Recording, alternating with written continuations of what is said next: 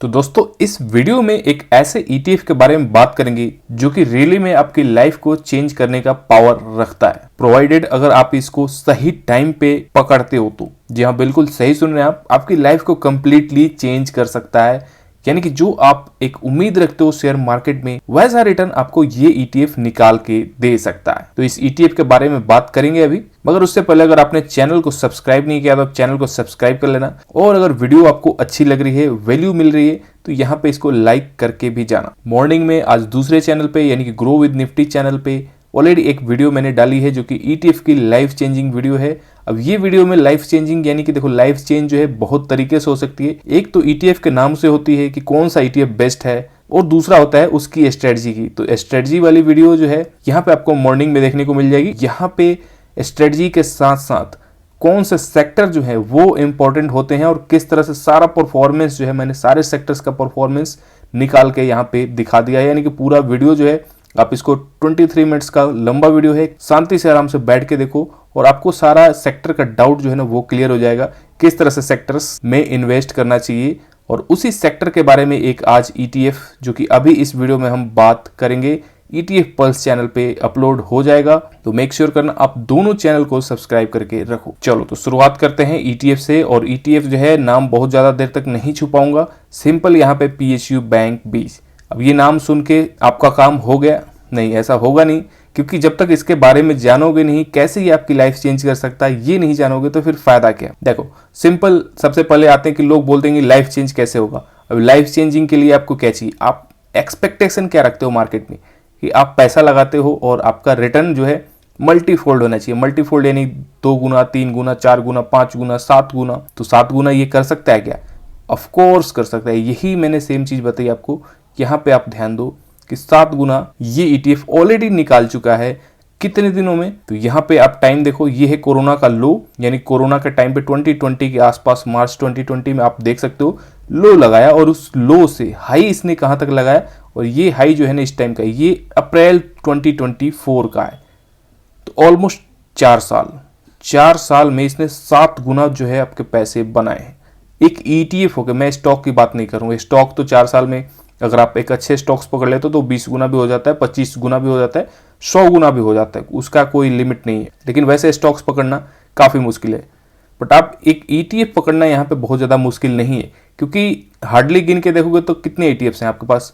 100-150 ETF हैं, मान के चलो 150 ETF है। 150 ETF में से तो मैक्सिमम तो ओवरलैपिंग है, यानी कि एक ही तरह के 5-5, 10-10 ETF भरे पड़े हैं। कैटेगरी देखोगे जो कि अपनी वॉच लिस्ट भी है, ऑलमोस्ट 30 की हम लोग वॉच लिस्ट बना के रखते हैं, और ट्रेडिंग व्यू में 30 ही एक तरह से ऐड हो पाता है। बाकी जीरोधा में मैंने 2-4 और ऐड किए हैं, लेकिन उनमें अभी वॉल्यूम्स उतनी नहीं है। बट 30 ETF जो है मेन ETF हैं जिनमें ओवरलैपिंग नहीं है। ट्राई किया मैंने इस तरह से ऐड करने की।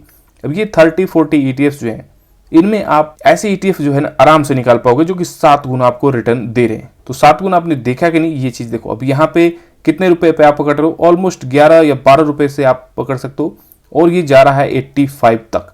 यहाँ पे 643% का रिटर्न। अब ये 7 गुना कैसे हुआ? 643 दिखा रहा है भाई। जो आपने कैपिटल लगाया वो भी तो 1 गुना है, यानी कि 100 रुपए आपने लगाए और उस पर 100% रिटर्न मिले, कितना हुआ? डबल हुआ। 200% रिटर्न बने, कितना हुआ? ट्रिपल हुआ। यानी कि 100 रुपए आपके पास थे ऑलरेडी और आपके एक्स्ट्रा 200 रुपए बन गए, तो 3 गुना हुआ ना। तो इस तरह से यहाँ से 600 का रिटर्न बना, तो 600 का यानी कि वो इसमें एक जो आपने कैपिटल लगाया वो भी तो ऐड होगा। तो इस तरह से इसने 7 गुना आपके पैसे यहाँ पे बढ़ा दिए ओनली 4 साल में। तो और क्या चाहिए? इतना कम रिस्क लेते हो। अब कम रिस्क कैसे है? क्योंकि रिस्क ही तो है, मार्केट में आप काम करो, बट इतना भी रिस्क नहीं लोगे तो मेरे हिसाब से इस तरह से पैसे तो नहीं बनेंगे, क्योंकि ये उसी के पास पावर है जो गिरता भी ज्यादा है। तो अब बात कर लेते हैं गिरावट की, क्योंकि यहाँ पे थंबनेल आपने देखा होगा कि रिस्क है तो इश्क है। तो वो क्यों लिखा है? क्योंकि यहाँ पे इश्क तो आपने देख लिया, बट रिस्क तो है इसमें। अब रिस्क कितना है?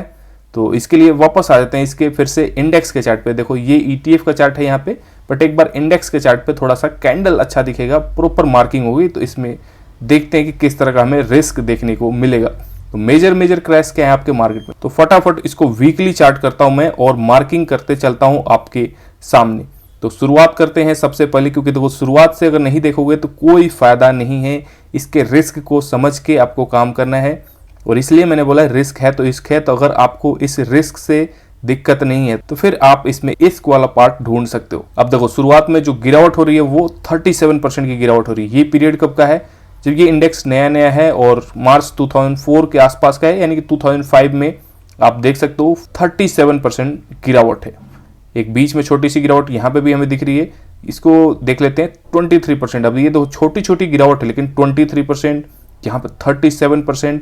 एंड नेक्स्ट जो गिरावट दिख रही है हमें, ये गिरावट है 2006 के आसपास का और इसमें गिरावट हो रही है 36%। तो यहाँ 30% से तो नीचे कुछ चल ही नहीं रहा है। नेक्स्ट देखो 2007 के आसपास का है और 2007 में 31%। नेक्स्ट 2008 में यहाँ पे तो 62%, हालांकि निफ्टी भी इतना ही गिरा था, ऑलमोस्ट 57% वो भी आया था, तो चलेगा। ये अकेला नहीं है जो कि 61% गिरा है। यहाँ पे 17% जो कि पीरियड है 2010 के आसपास का। अब आते हैं उसके बाद और मेजर क्रैश जो है कितना आ रहा है, तो यहाँ देखो तो ये गिरावट जो है ये चलते जा रही है और ये जाके रुक रही है 2013 में। इसका डिप बन रहा है जहां पे 64%। तो भाई रिस्की तो है, 64% सीधा क्रैश हो रहा है। और एक बार गिरावट देख लेते हैं 57%। अब देखो ये तो अल्फा का भी होश उड़ा दिया यहाँ पे। अभी तक आपने अल्फा ETF को ही देखा था, लेकिन यहाँ पे देख लो किस तरह से गिरावट हो रही है। और नेक्स्ट जो गिरावट है ये 2020 यानी कि कोरोना तक आ रही है 73%। भाई साहब ये तो रिस्क जो है ना, ये मुझे इस वाले पार्ट से भी ज्यादा लगता है। लेकिन इसका फायदा यहाँ से देखो कि ये जो आपने देखा कि 7 गुना इसने इंडेक्स ने रिटर्न दिया, तो वो इसी रिस्क के बलबूते दिया है। इसीलिए यहाँ पे रिस्क को समझना बहुत ही जरूरी था। तो आपने देखा एवरेज जो है इसमें गिरावट जो है 35 से आराम से 40% तक जा रही है। कभी कभी तो ये 60% भी एवरेज ही लग रहा है मुझे। तो मिला जुला के देखे तो मान के चलो यहाँ पे 50% कैपिटल जो है आपका साफ हो जाएगा अगर आप इसमें इन्वेस्ट करते हो। तो इस तरह का आपको थिंकिंग रखनी है, यानी कि सर पे कफन बांध के आपको इसमें इन्वेस्ट करना है। लेकिन क्या ये गिरावट जो है आप इसको अवॉइड कर सकते हो? यस, पूरा तो नहीं कर पाओगे लेकिन कुछ तरीके से अवॉइड कर पाओगे, क्योंकि ये अब देखो कुछ लोग जो हैं ऑलरेडी इन्वेस्ट कर चुके होंगे, उनकी बात बाद में करेंगे। जो फ्रेशर्स हैं, जो फ्रेश नए नए मार्केट में आए, उनको किस तरह से अवॉइड करना है, क्योंकि दूसरों की गलतियों से आपको सीखना है। अब ये डेटा आपने देख लिया किस तरह से गिरावट जो है इसमें बनी है 50%, तो एवरेज मुझे गिरावट लग रही है। तो रिस्क को अवॉइड कैसे किया जा सकता है? इसका सिंपल मतलब है या तो ये सपोर्ट पे आए या रेसिस्टेंस को ब्रेकआउट करे, तभी हम इसमें ट्रेड करेंगे। दो ही तरीके। अब दोनों तरीका मैं आपको एक तुरंत समझा देता हूं। देखो यहाँ पे पहली बात तो सपोर्ट पे कब आ रहा है। अब ये आपको पता है कि यहां से गिरावट हुई है, क्योंकि पहली गिरावट जो है इतना सपोर्ट तक आया नहीं, लेकिन फर्स्ट टाइम यहां से ऊपर गया तो एक आपने सपोर्ट खींच के रखा आगे के लिए। ठीक है, यहां पे जो गिरावट हुई थी, इस गिरावट में आपने सपोर्ट खींच के रखा था कि नेक्स्ट मार्केट यहां पे आएगा तो मैं खरीदूंगा। अब देखो मार्केट जो है घूमता फिरता 2-3 साल बाद यहां पे आ रहा है, और इसके बाद जो है आपने इसमें इन्वेस्ट किया तो कितना मिला आपको? 78%। अब ये 78% आपको एकदम बॉटम से नहीं मिलेगा, ये मैं मानता हूं, बहुत लोग कमेंट करेंगे। रियलिस्टिक वे में मैं मान के चलता हूं कि आपने नीचे से थोड़ा ऊपर किया और ऊपर से थोड़ा नीचे किया तो आप आराम से 50% के आसपास पहुंच जाओगे। 50% का कोई रिटर्न जो है वो खराब नहीं होता, और बहुत ही शॉर्ट पीरियड में, ये 6-7 महीने का टाइम ड्यूरेशन है। और आपने बुक नहीं भी किया ना, तो ये फिर से वही उसी आसपास लेवल से वापस देखो 149%। तो यहाँ थोड़ा टाइम देना पड़ेगा। अब ये 149% आपको नहीं मिलेगा, मैं मान के चलता हूँ 100% आपको मिला। खुश, ये तरीका है इसमें। दूसरा और तरीका क्या? अब इसी सपोर्ट को वापस एक्सटेंड करो तो फिर आपको मौका मिलेगा। उससे पहले भी सपोर्ट है क्या? यस, ये सपोर्ट है, मेजर सपोर्ट है, जहां से बहुत बड़ी मूवमेंट आई है, तो ये सपोर्ट काम करेगा। ये सपोर्ट पे भी आके यहाँ पे जंप जरूर 3-4 बार देखने को मिला। अब ये 3-4 बार जो है इतने छोटे छोटे जंप नहीं है, ये देखो 40-45% का जंप है। तो हो गई ना स्विंग ट्रेडिंग वाली बात। ये तरीका है इसमें काम करने का। दूसरा तरीका क्या है? रेसिस्टेंस पे। तो रेसिस्टेंस जब ब्रेकआउट होगा, यहां से रेसिस्टेंस बना हुआ है, नेक्स्ट टाइम यहां पे जा रहा है, ब्रेकआउट हो रहा है, रीटेस्टिंग हो रही है। अब इस कंसेप्ट को मैं कितनी बार समझाऊं, आप बोलो? हर बार रीटेस्टिंग वाला कॉन्सेप्ट मैं आपको समझाता हूं। देखो breakout, retesting and then move. कितना मूव मिला? 62%, 65% चलेगा। तो ये इसमें स्ट्रेटजी लगा के चलनी है। अब देखो रेसिस्टेंस वाला एक और देख लेते हैं। देखो ये मैं जस्ट पीछे से ऐसा नहीं कि बैक टेस्ट करके बैठा हूं, मैं सारा आपको लाइव समझा रहा हूं जहां पे मुझे दिख रहा है। यहां पे एक मेजर रेसिस्टेंस है, क्योंकि ऐसे में ना डेली वाला रेसिस्टेंस, आवरली वाला रेसिस्टेंस काम नहीं आएगा। ये मेजर, ये वीकली का रेसिस्टेंस है। तो वीकली जो है major resistance cup and handle pattern, ये बना कप, ये बना हैंडल, एंड यहां से बढ़िया मूव।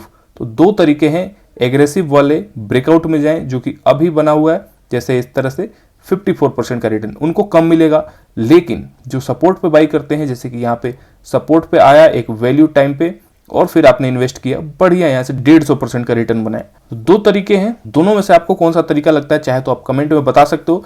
लेकिन यहाँ पे आप साफ साफ देख पाओगे, मैं सिंपल आपको बैक टेस्ट, अब ये एक सपोर्ट का काम करेगा क्योंकि यहाँ से बड़ी मूव आई है, तो इसको लाइन को खींच के रख दो। नेक्स्ट टाइम मार्केट आता है, यहाँ से देखो बूम, ये यहाँ से 106% का रिटर्न देके जा रहा है।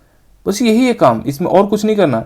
नेक्स्ट इसी सपोर्ट को आगे खींच दो, ये आपके आगे के लिए काम आएगा क्योंकि यहाँ से 2 बार मूव मिल चुकी है। अब देखो यहाँ कोरोना में कोई भी सपोर्ट काम नहीं करेगा, बट सपोर्ट पे आया, आपने लिया, कितना परसेंट रिटर्न गया नीचे? 44%।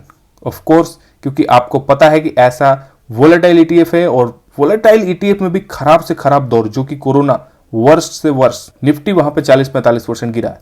तो इस केस में तो आपको होल्ड ही करना है क्योंकि ऐसा अनयूजुअल केस हमेशा नहीं आएगा। और आपने जस्ट 5-6 महीने होल्ड किए, उसका फायदा आपको क्या मिला? फायदा आप जितना होल्ड किया आपको मिला, यहां से आपने इतना दिन तक होल्ड किया तो 4 गुना पैसे हुए। यही है इसका पावर। तो इसीलिए मैंने बोला रिस्क है तो इश्क है इस ईटीएफ में। नेक्स्ट देखें तो अब देखो यहाँ पे दूसरा क्या रेसिस्टेंस, एक ट्रेंड लाइन डालो और आपको इतना अच्छा सा दिखेगा कि प्राइस एक्शन जो है कितना ब्यूटीफुली काम करता है। 1 टच, 2 टच, 3 टच एंड यहाँ से 4th टच में सीधा ब्रेकआउट।